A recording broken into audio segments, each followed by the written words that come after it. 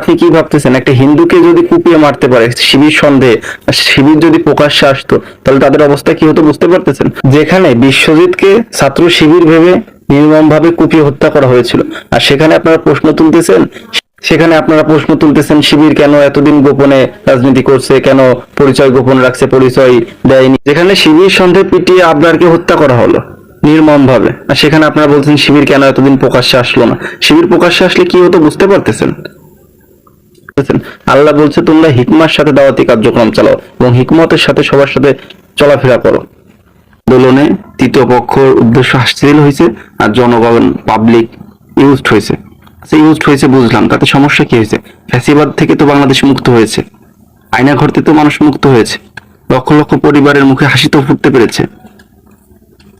যে নিজের সন্তানকে হারালো সে কোনো কথা বলতেছে না, সে বলতেছে আলহামদুলিল্লাহ আমার সন্তানের প্রাণের বিনিময়ে বাংলাদেশ থেকে